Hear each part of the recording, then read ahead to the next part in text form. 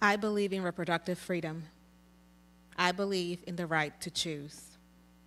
I believe in abortion on demand and without apology.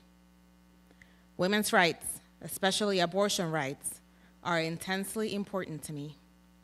It is crucial that women have the right to determine their own future and make decisions about their own bodies. This issue is close to my heart because I have had an abortion, and I'm forever grateful that I had a choice, that terminating a pregnancy was an option for me.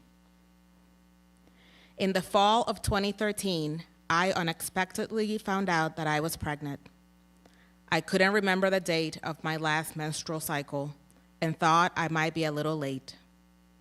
One morning, I took a pregnancy test just to make sure I was not pregnant. That test came back positive. At the time, I was dating a man who was heavily addicted to injecting narcotic pain pills and alcohol, as well as dodging court fines and probation in a neighboring state. I was also taking opiates, only I was not using intravenously, and I was using in lesser quantities. However, upon finding out I was pregnant, I quit taking any substances and I quit smoking shortly thereafter. The night I told my boyfriend I was pregnant, he reassured me, and then proceeded to borrow my car and my money to get high. During the next month or two, he would lie about where he was going and disappear with my car for hours.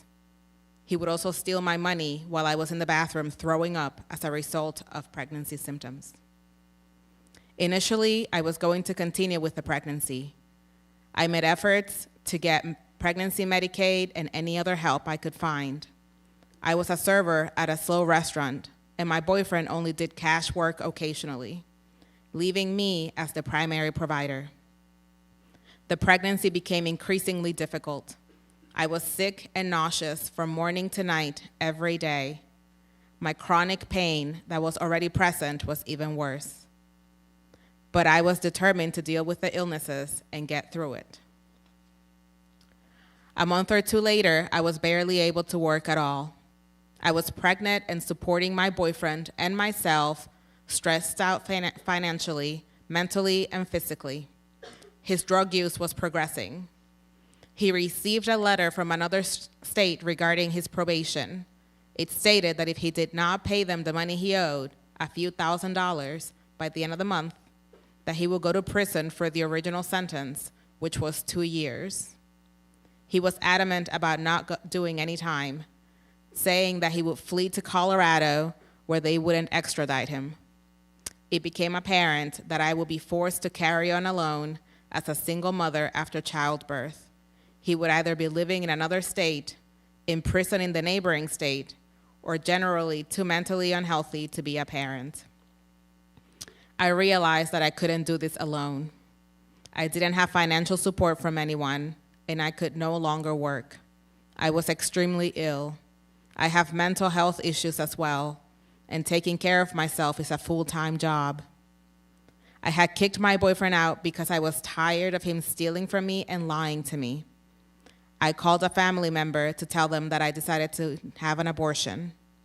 They agreed to help because they knew I wasn't ready or able to take care of a child. I contacted a clinic in Tulsa because it was the closest I could find to Northwest Arkansas, yet still 2 hours away. They required 2 appointments. The first, to discuss my options and the procedure, and the next appointment to perform it. I would have required 2 trips to Tulsa, along with several $100s. I decided to contact Little Rock Family Planning Services. They did not require a pre-procedure appointment. The clinic was approximately 3 hours away. The abortion would cost $750. 2 family members agreed to help by splitting the cost. One of them drove to Northwest Arkansas to pick me up and drive me to Little Rock so that I would know that the person who drove me supported my decision. I am thankful to the family members that helped me in this difficult time. The procedure was quick and painless. I was mildly sedated, but still conscious. Before I knew it, I was on my way home. I owe Little Rock Family Planning Services so much. I am forever grateful for their kindness and medical expertise. I was confident I made the right decision, and I'm still confident of that today. I do not in any way regret my abortion. Do I regret getting myself into the situation in the first place? Yes.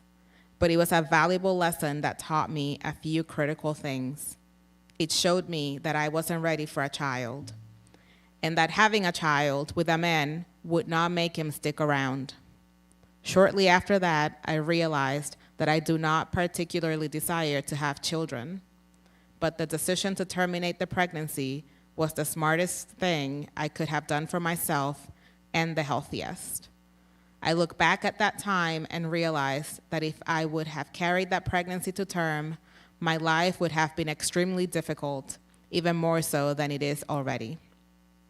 I suffer from chronic pain and mental illness. I filed for disability a year ago due to an inability to work full-time. I absolutely made the right choice for myself. So for all women, I demand abortion when needed with no apology. Women don't need a good excuse to have an abortion. Any reason is a valid reason. Bodily autonomy is so incredibly important and necessary for women's equality and well-being. We know what decision is right for us, and no politician should be capable of altering or restricting that choice. Roe v. Wade was a battle that was won, but the war is ongoing. There are new abortion restrictions popping up in several states. It's alarming, but it's why I continue to fight for women and their right to choose. I'm speaking my own truth and personal story so other women know that they aren't alone and they have control over their own reproductive health. I share this information so that women who may have to make a difficult decision in the future know they can come to me and that I will help in any way that I can, because everyone has a right to the medical help that they need. Kathleen.